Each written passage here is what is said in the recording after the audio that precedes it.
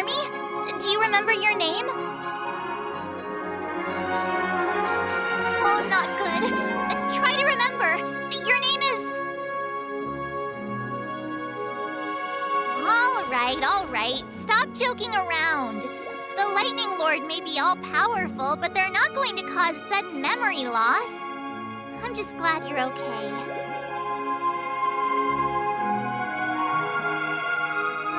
It's a long story.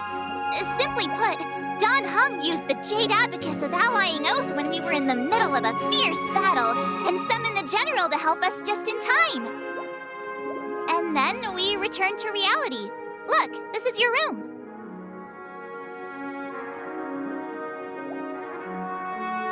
Everyone else has also returned from the dreamscape. Himeko and the rest are at the lobby discussing matters with the General. And now that you're awake, we should tell the crew that you're all right. Come with me. Hey, we meet again, sleepyhead. What's Miss Black Swan doing here? Nothing, Miss March. I noticed he was awake and wanted to check to see how he was doing. Though the strike from the General was timely, its destruction was also immense. When emanators collide, ordinary people inevitably suffer. But, luckily for them, the dreamscape is my home turf. Thankfully, I managed to get everyone out before the harmonious choir collapsed. Oh, so that's what happened! Thank you, Miss Black Swan! Don't mention it. After all, I wouldn't want to see such precious memories vanish. You're heading to see your friends, aren't you? Would it bother you if I walked with you for a short while? Of course not. But you're not planning on doing something like last time, are you? Why would you think that? I've never harbored any ill intentions. Well, not when you were around, anyway. You're awake. How do you feel? Well, fork me. You must be that Stellaron they were talking about. Don't worry. He's been up and about for a while now. But hey, Don Hung, why don't you introduce this cowboy to him first? Allow me to introduce him to you. This is Boot Hill, a Galaxy Ranger. During our pursuit of a certain person, we crossed paths and just so happened to uncover a shocking plot being concocted by Mr. Sunday. Which is why we sought you out, to help the Astral Express save the world together. No need for thanks. The Galaxy Ranger's principle is correct every injustice one sees. That's how you lot in the Cienjo put it, right, Don Hung?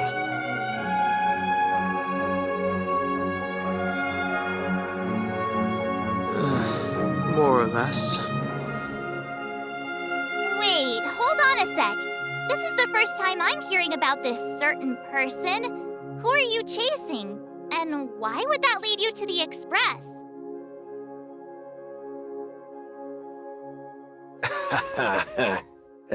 Good question. It's, who was it again? Don Hung. Do you remember? No, that ain't it. I just can't seem to recall. Weird. My neurochip hasn't registered any malfunctions. I can't seem to remember either. What's going on? Heck, forget about it. If it slipped all our minds, reckon that person was just a minor scoundrel. Unimportant. Ain't gonna stop us from piecing together the story anyhow. Yes, when the dust settles, I'll just think of a way to recall it in the memory zone. Everyone, let's hurry up and look for Miss Himiko, shall we? He's now a minor star on Penacony, and the entire hotel's concerned about his well-being. You're right. Let's head to the lobby then.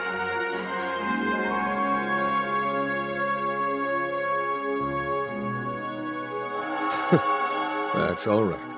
In these times of conflict for the sake of utmost safety, it is only right that the Alliance steps forward to mediate on behalf of the Astral Express.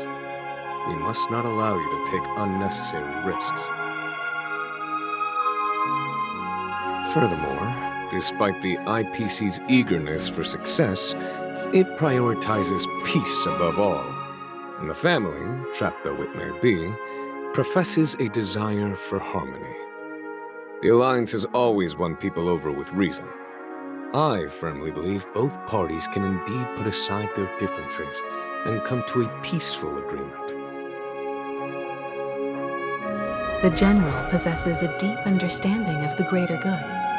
With the Cienjo Alliance mediating, peace for Penacony is within reach.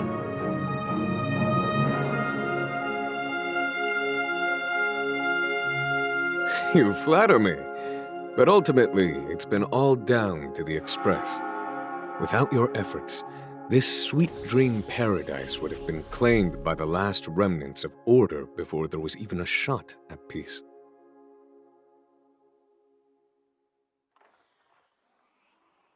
Well, would you look at that? Here comes the big hero.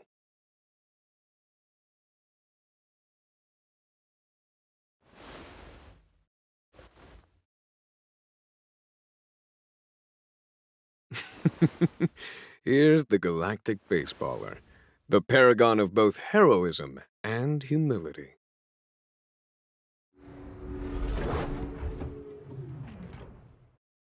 Are you okay? I heard you couldn't wake up. Are you feeling unwell?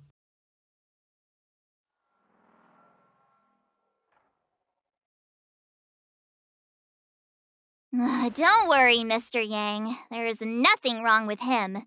He practically burned through a lifetime's worth of jokes on the way here.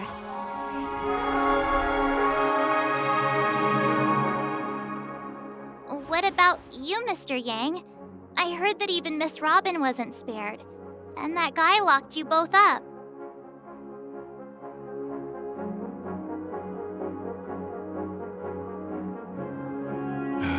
It's a long story, but at least Mr. Sunday took it easy on us.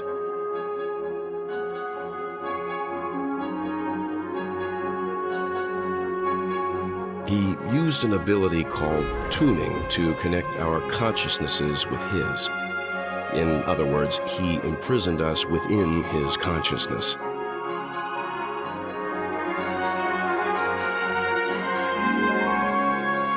Thanks to General Jing Yuan's destruction of the Harmonious Choir, we were able to escape.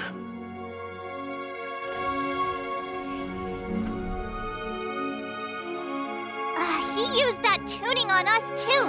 Does that mean that we were almost imprisoned as well?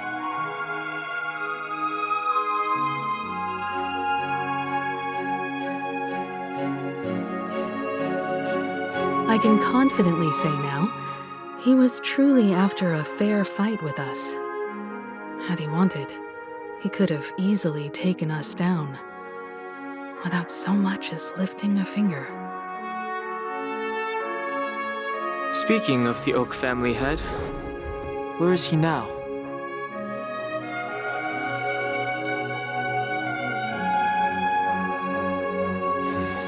It's complicated, but in a nutshell, he's now the former Oak family head.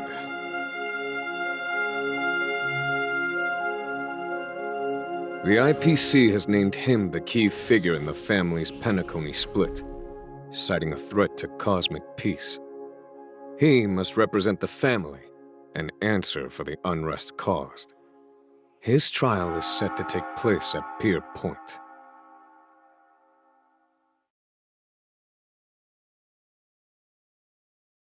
The family quickly labeled him and the remnants of the Order as enemies, declaring the turmoil an internal rebellion. This move effectively barred the IPC from intervening in family affairs on both moral and rational grounds.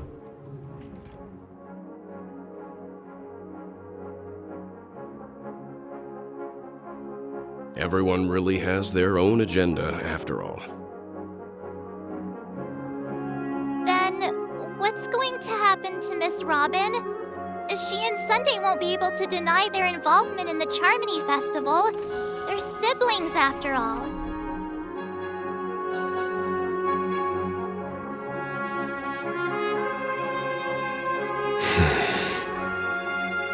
Why the sigh, General? I can only say that this incident is an unexpected mess for the girl. The Alliance will try to persuade the family to consider this matter carefully during mediation.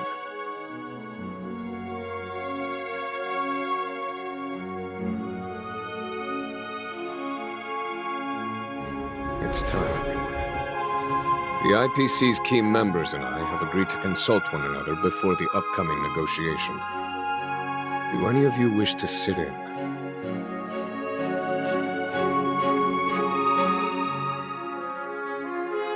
Given the General's invitation and the matter's significance to the universe, the crew will naturally accept. However, if the IPC has any reservations...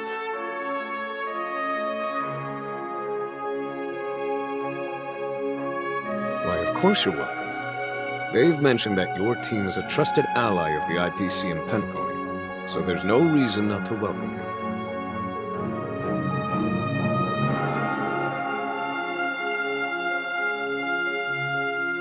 Besides, if there can be reliable observers from the Astral Express present, discussions will go more smoothly. So, what do you all think?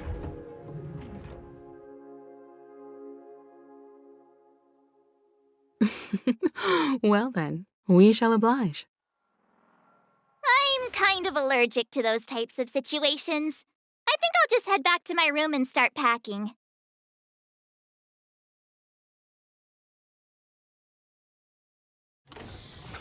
Not to worry. Himiko and I will take care of things.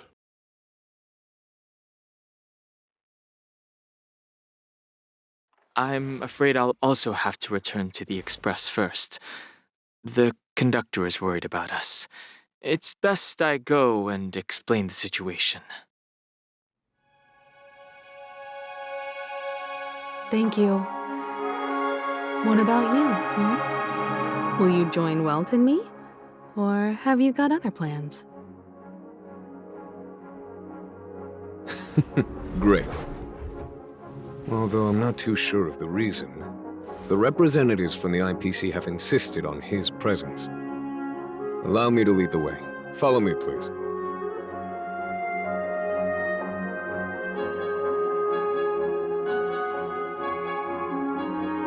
It's been a while, my Astral Express friends. I would also extend my sincere thanks to you, General of the Lawfu. The presence of everyone here assures that the talks will likely reach a conclusion that satisfies all sides.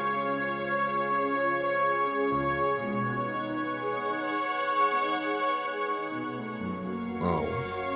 Looks like everyone has come with expectations. Care to share?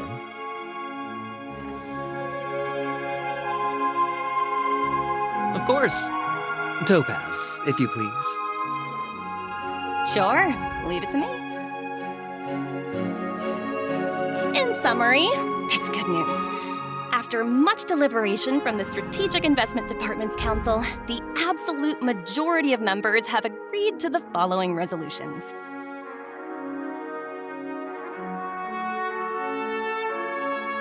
In light of long-term considerations for interastral peace, and by authority of Pierpoint HQ, the Strategic Investment Department, on behalf of the Interastral Peace Corporation, will permanently relinquish its claim on Penacony sovereignty and offer unconditional support of the family's rebuilding efforts on Penacony.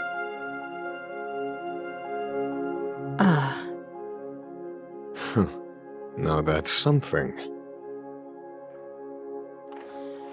All in the name of peace. That's our motto.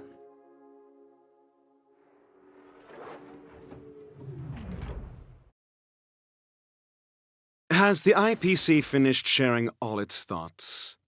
Then it's our turn. The Guild, much like the Genius Society, has taken a keen interest in the recent calamity in Penacony. Ultimately, both parties have agreed to a comprehensive collaboration, offering technical support for the reconstruction of Penacony. The floor is yours for the finer points, Mr. Schoolham. Enlighten us, please.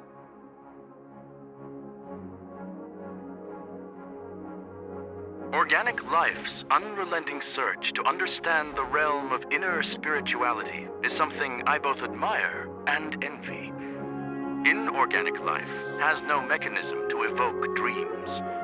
But when my mechanical impulses are activated, my inspiration circuits will start to operate, and I will enter a state defined as imagination. Every time, within the realm of imagination, there emerges a fire from the shadows. It is warm, bright. I frequently ponder this flame might represent the essence of intelligence, a cluster of inspiration ignited by high temperatures. The future direction of the universe may well lie within it. Alas, they are nothing but projections of my thought system to me. Desired, but unattainable. But after learning of Penacony's accomplishments, I have come to realize that the flame is not beyond my grasp. After deliberations with my partners, we have decided to defer the progress of the Simulated Universe project, and instead assist the Intelligentsia Guild as technological consultants in the research of the Dreamscape and Memory Zone, so that these assets may be better used to serve humanity. Not only that, we've also established contact with the Garden of Recollection through the IPC, and they've pledged their support for our research endeavors. I'm truly happy for the Dream Chasers on Penacony. The cosmos's brightest and, let's admit, dimmer intellects are now at their service. But, never mind. At the end of the day, this is a positive outcome. No wonder everyone insisted that he be there. It heartens me to learn that everyone is willing to put aside their differences for Penacony's plight. I trust that everyone will surely reach consensus in the upcoming negotiations.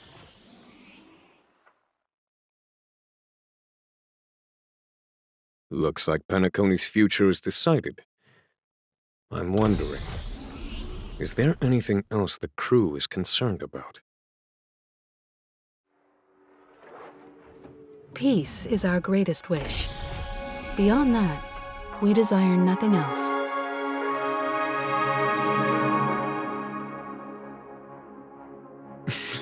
Well, that's good. Now that everyone's minds are at ease, I shall take my leave. You may now depart with peace of mind. The Alliance will deal with all subsequent procedures.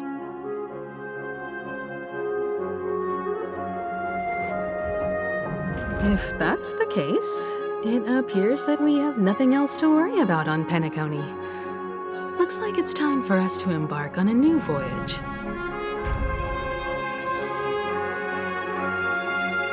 Sounds good to me. You two head back to the Express first. I'll pick up March and deal with the checkout procedure.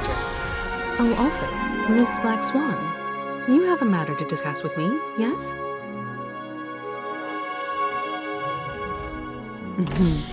Nothing escapes your attention, Miss Navigator.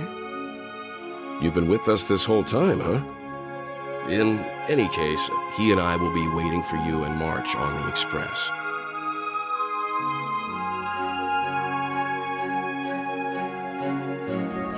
Let's go. Our time on Penacony has come to a fruitful end.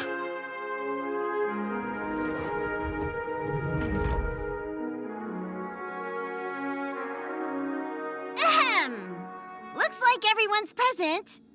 Let the navigation meeting commence then.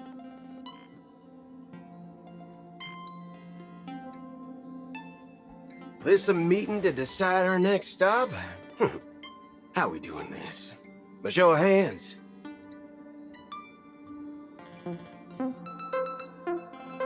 Hold your horses, cowboy. It's for those to decide. I'm just catching a lift. Don't sweat it. Allow me to explain. Mr. Boothill and Miss Black Swan submitted a request to temporarily travel with the Express for their own personal reasons.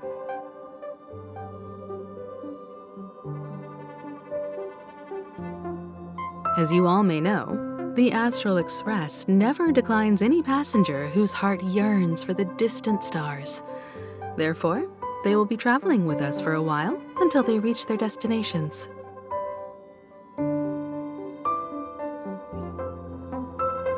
Whoa, the Express is going to be much livelier now. But, Miss Black Swan, you better not use your memo keeper abilities to pull any pranks.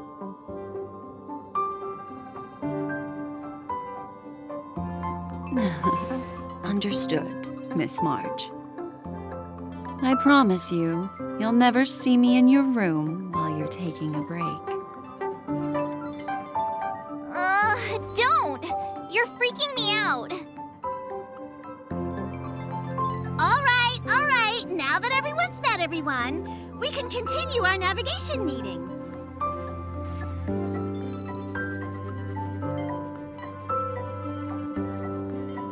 Firstly, Pom-Pom wishes to thank everyone. If it weren't for you all unearthing the truth about Penacony, Pom-Pom would have never known where Mikhail and the rest had gone.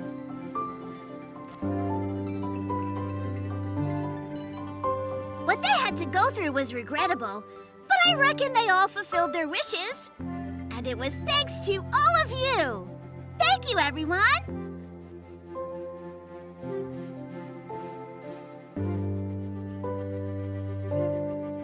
Now then, we come to the crux of this navigation meeting. We must decide on the Express's next stop. Let me introduce our current options.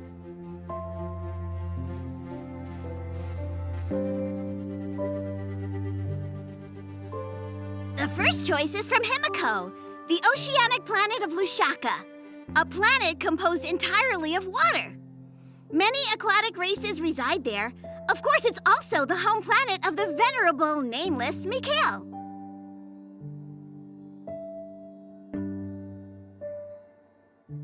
The second choice is the agate world Melustanen, suggested by Welt.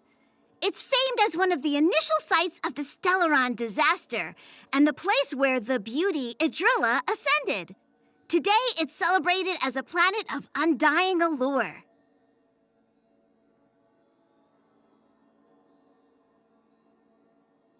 The third choice is Edostar, a planet nestled within a vast ion storm region, currently under assault by the Antimatter Legion.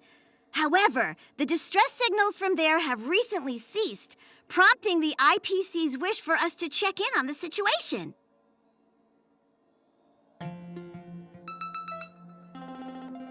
The last choice, courtesy of Black Swan, is the glass belt Petravia, a massive belt of asteroids that was turned to glass by the Lord Ravager Zephyro. These days, it's apparently known to house one of the branches of the Morning Actors Troupe.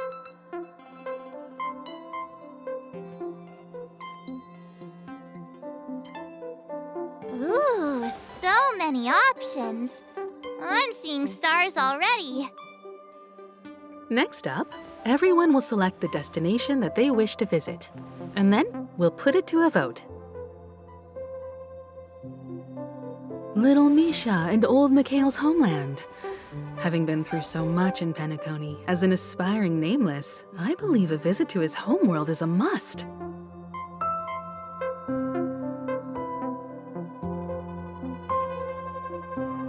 Count me in. Still, I imagine that planet must have changed entirely after the Stellaron disaster. I've heard that its landmasses no longer exist and the native population has completely changed.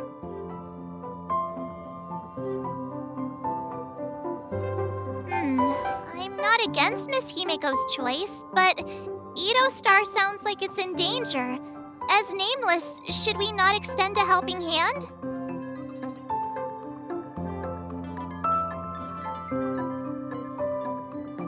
March is right. Though the fact that the distress signals have ceased means we're probably too late. But I still think we should investigate the situation there.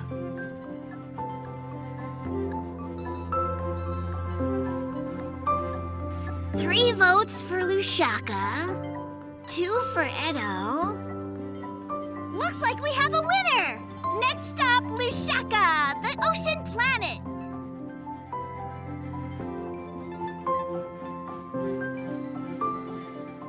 Then this navigation meeting is adjourned. I'll go check the warp jump coordinates.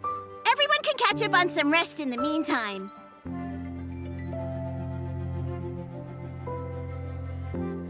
When it's time to make the jump, Pom-Pom will make an announcement.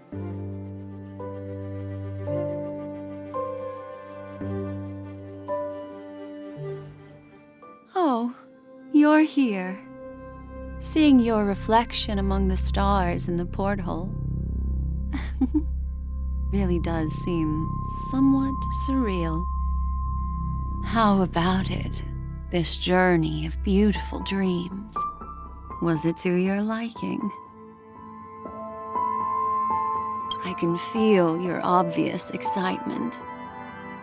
That means your memories will also become even more beautiful. So, how about you hand that small parting gift back to me? I'm quite eager to have it back. Oh? Never mind. I just stumbled upon a particularly fascinating spot in your memory. Before I explain, I would like to apologize to you. This farewell gift I gave you isn't really a compass from the memory zone, but merely an empty light cone.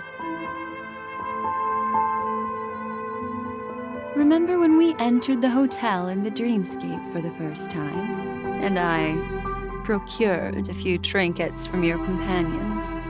Their functions are similar. This way, I can always be attuned to your location, ready to assist immediately if you encounter any threats. But this is not its most intrinsic function. Light cones are slices of light used to encapsulate solidified phenomena. This empty light cone is the same. It can etch your memories in their most vivid form, and then allow me to admire and manipulate them, turning them into unique mementos. All the world is born from the power of mind and soul, and that power is memory. To prevent ourselves from being forgotten by the world, we must make the world remember us, or use our memories to recreate it. Life, seemingly vast, offers but a scant collection of impactful memories. Some joyful, some sorrowful, some light, some heavy. But you are different. Memory is a reflection of the future. Within that reflection, I see your unparalleled worth. You have the power to craft memories that can captivate the world. Your memory can illuminate the universe's future path. And that memory will be as scintillating as the star clusters you see in this porthole. Precisely. But do you know the deeper meaning behind it? The reason is simple. In this grandiose and ostentatious dream of the families, only you personally experienced the entire course. Patience, my friend. I will reveal the answer to you, but that time is not now. Turn around and take a look at your friends. Every one of them is reveling at the arrival of their next destination, all filled with hopes and expectations of their own present and future. Revealing everything at this moment would be a bit of a buzzkill, wouldn't it? I'm looking for an opportune time, a time when you're totally at ease. Perhaps when the night grows hazy and you're about to drift off would be the most opportune. How about one fine night? I will prepare the candles, aromatics, and even a cushy couch to create a cozy dreamland for you. And then I will tell you the answer in the form of a little bedtime story to lull you to sleep. Hi! Hello! Attention all passengers! The express is about to make the jump. Please be seated and hold on.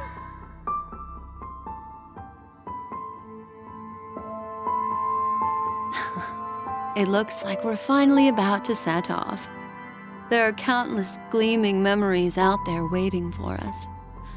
Why don't we just leave it at that for now? That's right. As a small token of compensation for playing that little trick on you with the empty light cone, I will gift you with some words. They hold great significance to me. Life is akin to a winding labyrinth where memories serve as our sole companions.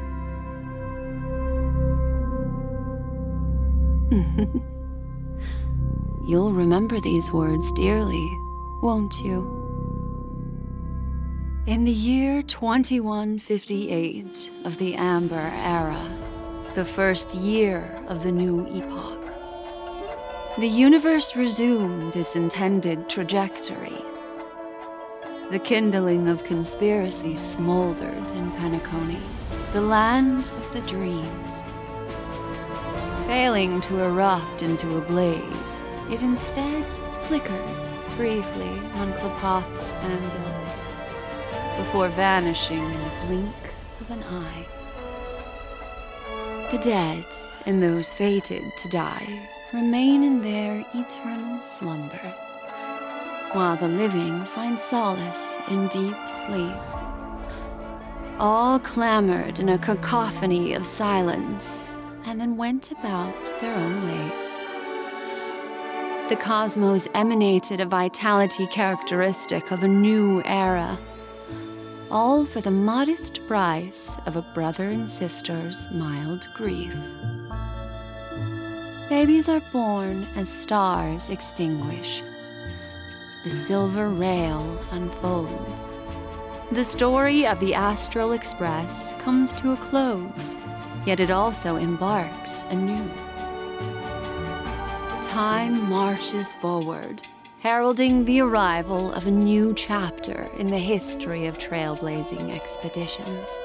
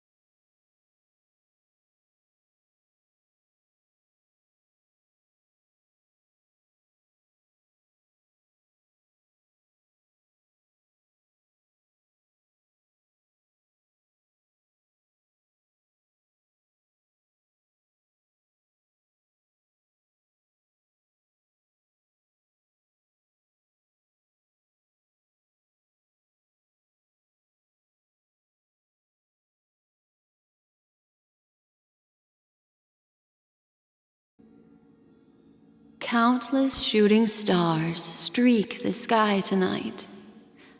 If you can pick the right one, it will carry your wish to thousands of distant worlds. You're feeling very relaxed now, aren't you? So, then, it's time to tell you a little bedtime story.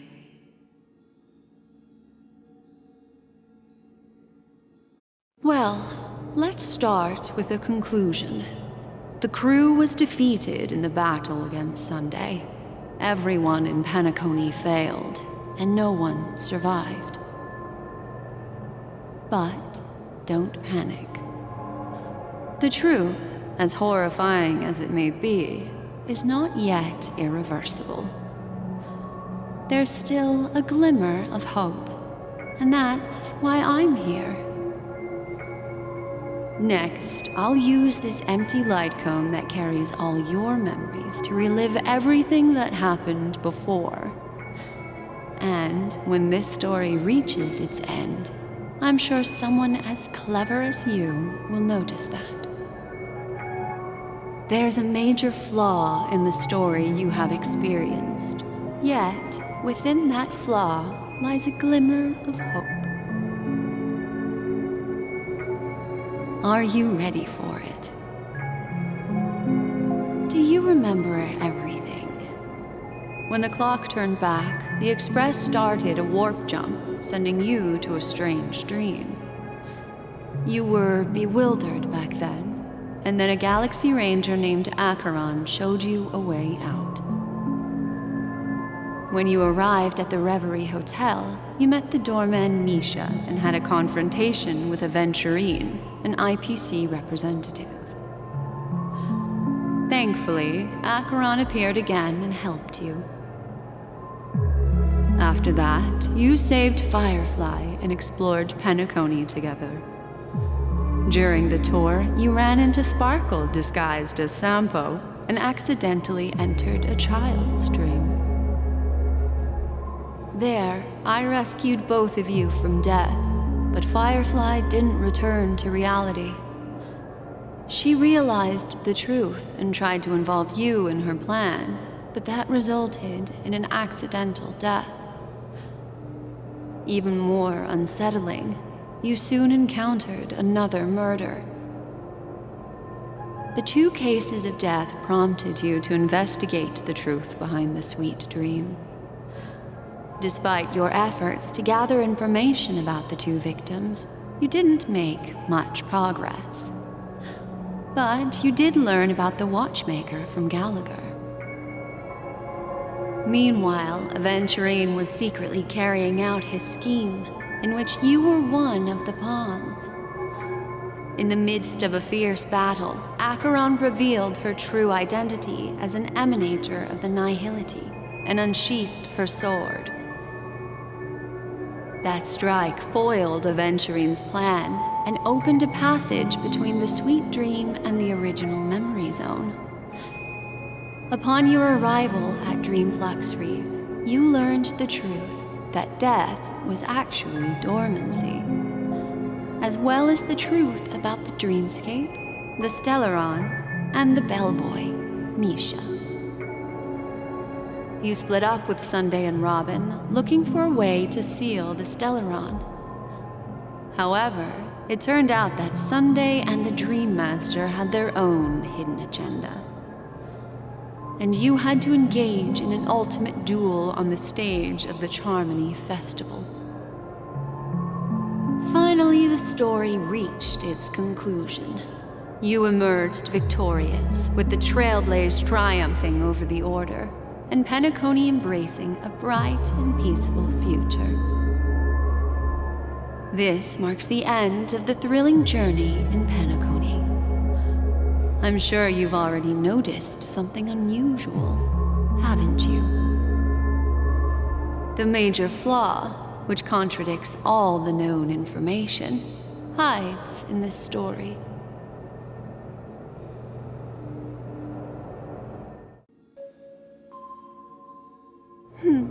Little Misha, Or should I call him the Watchmaker?